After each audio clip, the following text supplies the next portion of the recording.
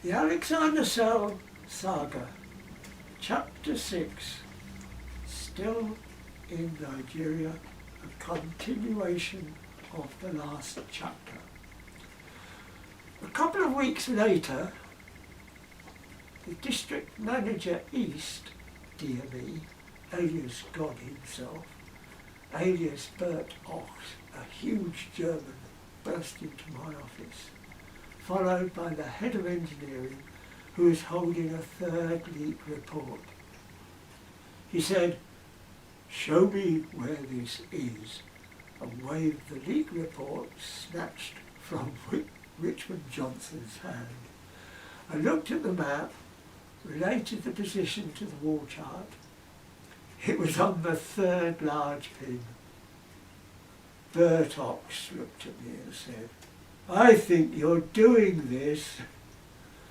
Then he grinned and asked where I thought the next leak would be. I pointed to the fourth large red pin, which was in the Bonnie Creek, on the trunk line which delivered all oil from 16 fields in the Bonnie to the Bonnie terminal. He asked me if it was possible to prevent the leak and authorised me to do whatever I could to this end. About a week later, I was on a helicopter returning from Bonnie terminal, where I had been looking at the cathodic protection setup. I asked the pilot to fly over the pipeline crossing where we spotted an oil slick which looked as if it could have come from a leak in the pipeline. We reported this by radio to Port Harcourt, where we were met by Bert Ox and Richmond Johnson. We flew back to the Bonnie Creek and confirmed that it looked like a pipeline leak rather than spillage from a ship. After a couple of days, Richmond Johnson came into my office and said that they were having great difficulty in pinpointing the actual leak point, as the pipeline was under thick mud and the estuary waters at this location were more like soup. The divers reported only 6 inches of visibility close to the surface, and that it was completely dark at the riverbed. He asked if there was any way that I could help locate the leak site using my survey techniques. A team of divers were on a barge anchored near the centre of the creek, well clear of the pipeline, and I joined the survey team, where I set up 2 electrodes spread 50 metres apart, which we towed slowly, allowing them to sink 3 or 4 metres below the surface. I had set the cathodic protection output to maximum for this section of pipeline by disconnecting all other pipelines from the system. This caused enough current to flow to the leak to cause a potential profile which could be detected by voltmeter passing between the conductors that were towing the 2 electrodes. To my surprise, I could watch the rise and fall of the voltages shown on the meter and was able to lay a ring marker of buoys around the leak. We then made several passes diagonally across this ring and managed to drop a marker where I felt the leak must be. We had to maintain radio silence during this operation, as the transmission caused the needle of the meter to jump around like a thing possessed. The divers had enough of swimming around in nil visibility.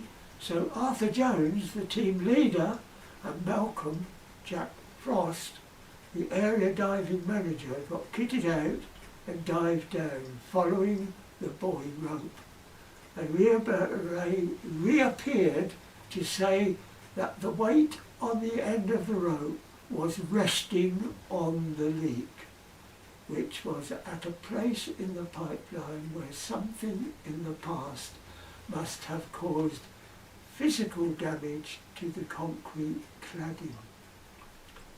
All sorts of plans were made to repair the leak, and a large steel box was made to clamp over the leak, and it was proposed to house the divers whilst they carried out the repair. The idea of repair was eventually abandoned, and the pipeline closed down for 6 months while a new crossing section was constructed.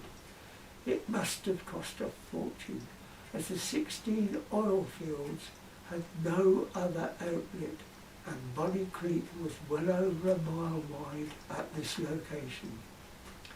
We had heard that some years before a ship had been seen anchoring in this area, and it was supposed that this caused the original damage that eventually corroded through. The corrosion control section was buzzing with activity, and we constructed 6 more installations with materials that had been in the stores for some time, but I was not happy that the results of our work would actually prevent corrosion as it was supposed to be. The tri holes and the new techniques with the electrodes made a mockery of the notion that the electrode could be used as a reference potential. And if it could not, then all cathodic protection criteria went out of the window, as they were all based on this measurement. I looked very carefully at the theory behind the measurements and carried out experiments to see if it was feasible to develop a method of overcoming the glaring fault in existing techniques. The experience with the radios at Bonnie Creek caused me to inquire into other influences which could affect the reading. At one site where we were upgrading the system, we were able to prove that the earthing of the AC generator was causing surges of DC potential which were picked up by the pipes in that vicinity. This was due to a layer of oxides on their surface which rectified at least part of the charge that was being fed to Earth. We found other areas where other causes could prove to be the effect of voltage, which I now thought as a combination of the effect of many potentials rather than a simple potential difference. This posed a very difficult question. How do I know when I stopped corrosion? It was clear that there were so many complications in the measurement that we really needed a simple method to replace it. I knew that medical professions used cultures of disease when they were fighting to test the remedies.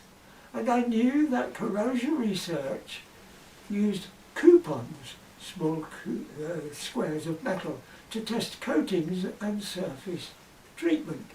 I also heard that weight loss coupons were regarded as the only reliable corrosion monitoring and method for serious scientific study in the field. The problem with this method was, by the time the coupon was buried for 6 months to allow significant metal loss, the pipeline itself can suffer very severe damage. What is needed is a short-term method to determine the corrosive activity or the effect of cathodic protection. If I could make a model of a corrosion cell, I could measure the current given off by the corrosion. This is the principle of a dry cell battery, so it should be fairly simple. The Alexander cell is born. I fiddled around in my bungalow with some aluminium containers and steel rods to create a corrosion cell which I could measure the current. It worked in a stray of sand, but it did not work when I took it to the field and connected it to the pipeline. It seemed that I had the right basic idea, but the wrong way round. So I rethought the idea and used steel containers with a brass rod. It worked. I took the pots to the field, the steel pots to the field, and applied it to the pipeline, and it still worked. I drew a circuit diagram and described the arrangement to Eddie Abuderi, one of my Nigerian engineers, who took it to the field, and it worked for him. We took it to suspect locations, and we were about to have trial holes dug. It gave the correct reading every time. I wrote to the cathodic protection engineer of my service company, a real gentleman named Tim French Mullins, who suggested I make the arrangement into a device and called it the Alexander cell. He was one of the founder members of the Institute of Corrosion Science and Technology in the UK. So the Alexander cell was born. During my time in Nigeria, my wife and son had been living in the UK, where she eventually found a lover and decided to quit our marriage. I had to pack up my job, return to the UK and become a single parent family, looking after my son and her old widowed father.